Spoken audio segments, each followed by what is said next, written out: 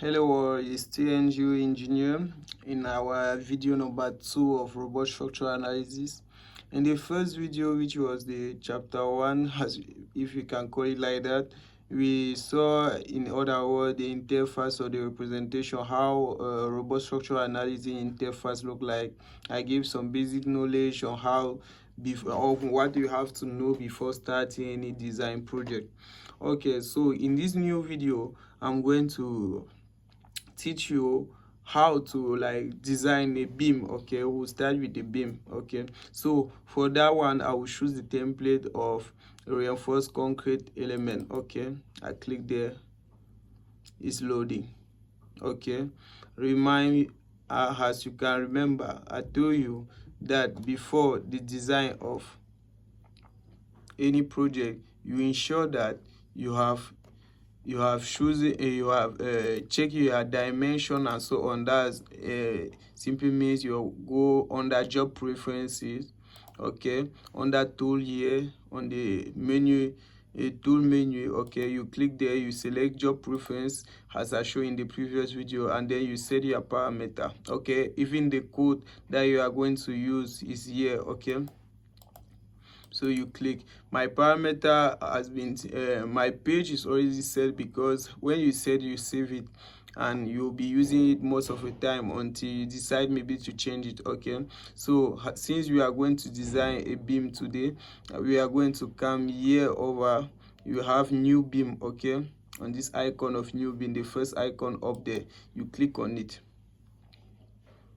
Okay, it will open like this. If it happen that you have these windows like this, you just drag it, you come here, you drag it like this, you put it down here. Okay, you drop it down, and then you have your beam here.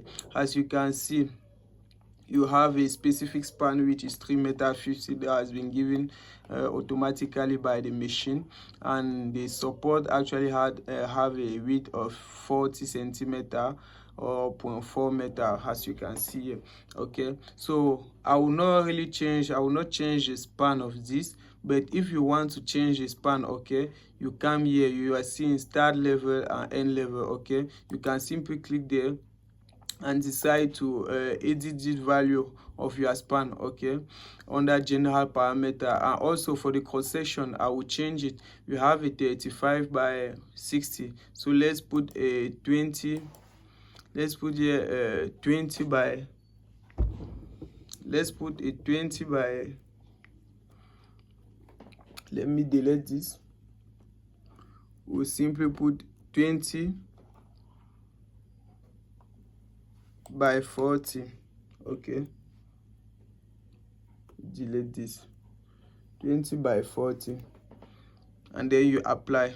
Make sure that when you enter a value, you click on apply. Okay, you apply it, you see that the cross section of our beam over here has changed. Okay, the cross section of our beam have changed so far.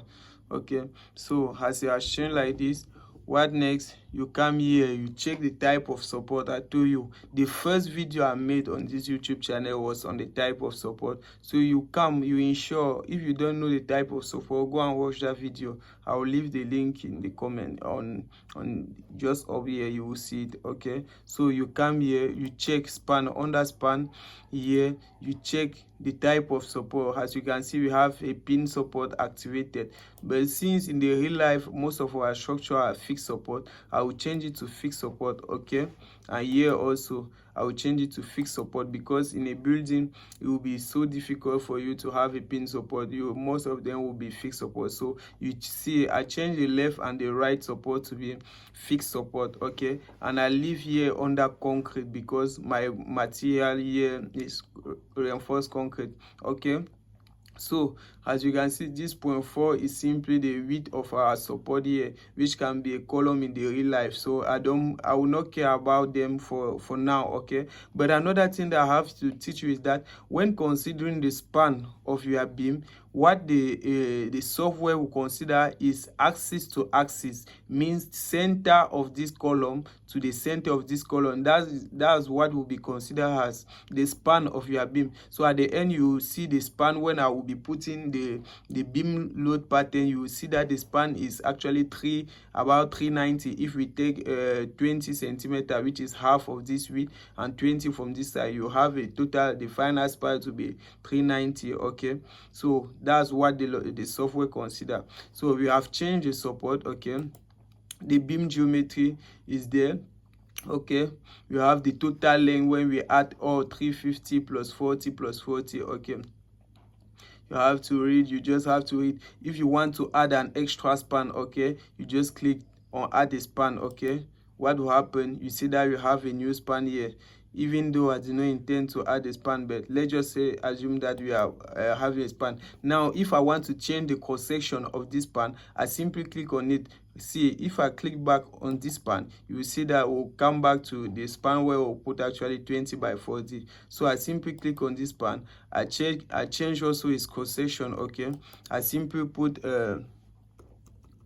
20 also by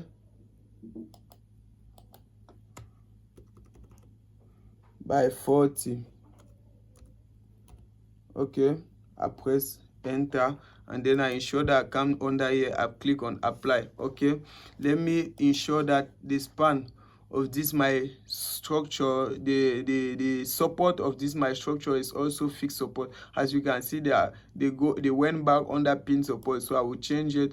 I would here to under pin support, we can be considered as in support. Here we cannot change this intermediate span. Okay, but we can actually change here the one at the end here. As you can see, we can change it to be fixed support. Here it will automatically consider our support to be a hinge support. Okay, so that's it. We have changed the type of support. Now what do we do next? We just come here on what should I go? Where should we go first? Okay, let's just come on load pattern. Okay, we choose the type of load. Here you have all the type of load. As you can see, you have a uniform distributed load.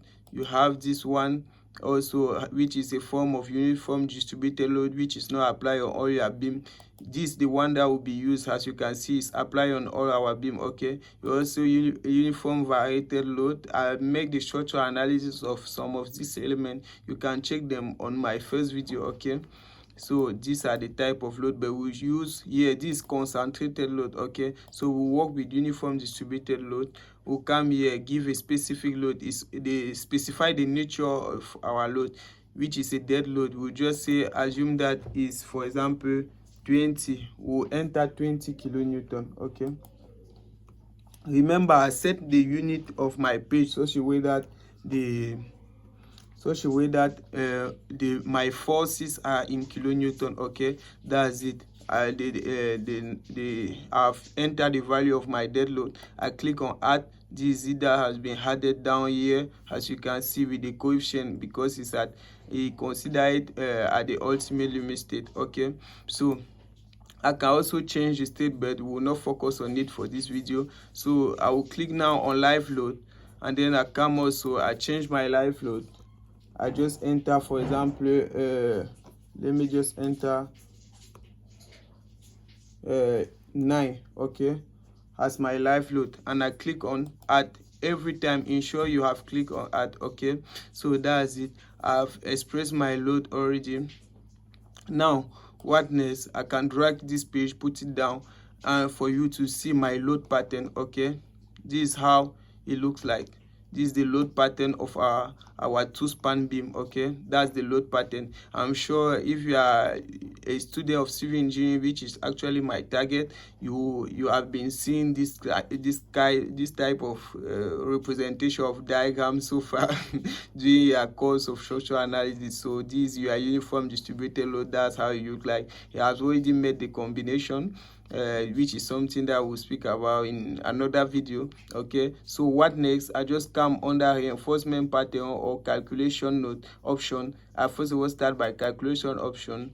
I will set my calculation option. Okay, correction by the reinforcement change. Here I will click there to accept that the software should correct any mistake or anything in my design by changing the reinforcement. Okay, then I choose the concrete. Actually I will choose a C20 by 25, and which is automatically giving me a concrete strain in compression of 20 megapascal, as you can see, which is in other words equal to 2500. These are just parameter, and you can see the size of my aggregate. Okay, the maximum size, you can change it here. Okay, so now the class of cement is N normal. Okay, I can change it to rapid, which is fast. Okay, so I will leave it, and then I come under longitudinal reinforcement. I will just come here until the diameter 6 and diameter 8 and leave all the other diameter.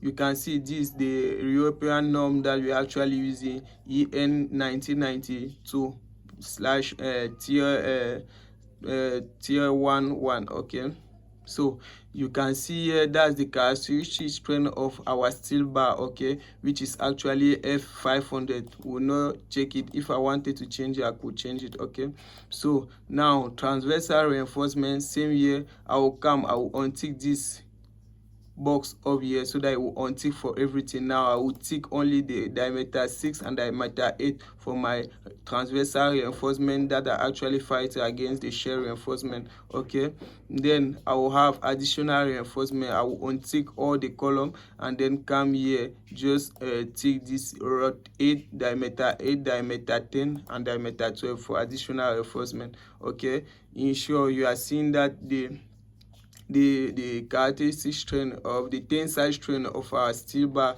is F500. That's it, 500 megapascal. So we are done for the parameter of our calculation option. Whenever you do it this way, you can click on save here, so that every time that you will be designing, it will consider all those parameters that you have set before, so that you will not have to come and put it and set it back. Okay, I'll just click on OK. Now I come here, down here under reinforcement pattern. Reinforcement, I choose the whole beam. Okay, not a single span. Under general, okay, the whole beam. The diameter, minimum diameter, I work with minimum diameter 10. Okay, so now bottom bar, bend bar. Okay, I will not focus so much on this reinforcement on this parameter. You read it to avoid to make the video so long.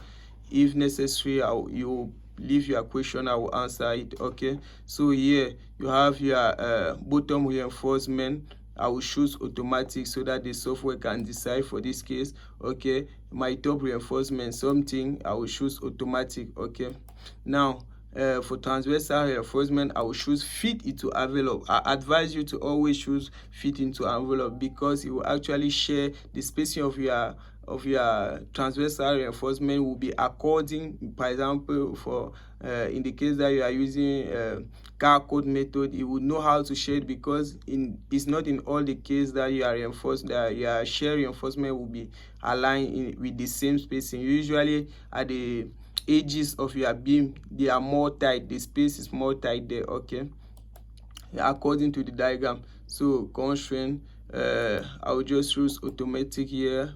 Okay, we'll just accept this configuration. Now we'll just click on OK. That's it. We have set all our parameter. When you set all your parameter, now this is the beam load pattern. Okay, so you click here on calculation. Avoid to click on generate drawing for calculated element. Okay, just click simple, don't tick this one. If not, if there is an error, the software will not give you the box to tell you that there is an error. It will directly show you the drawing. So better just click on calculate. You calculate. If there is an error, it will highlight it to you, and then now you come and check your drawing under here. Okay, under here there is drawing here, this icon, this last icon, you click there, and then you will see. If it happen that the whole beam does not show, since it's a 2-span beam, okay, we'll go back into our parameter. You click on this icon down here again. Okay, you click on this icon down here, you click there, you go back, you come on analysis, you come on drawing. Okay, you choose the drawing sheet that you like the way to display, so that it will display the whole span of your beam. Okay, I'm sure it's this one. No, it's not this one.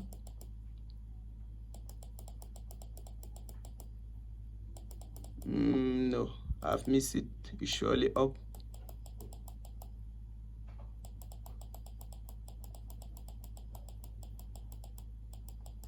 So it's BNP something. Let me just check it.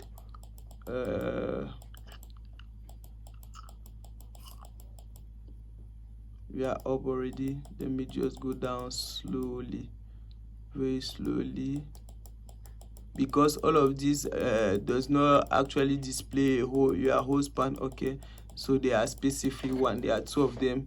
Let me just check. The first one that I will see, we'll just use it.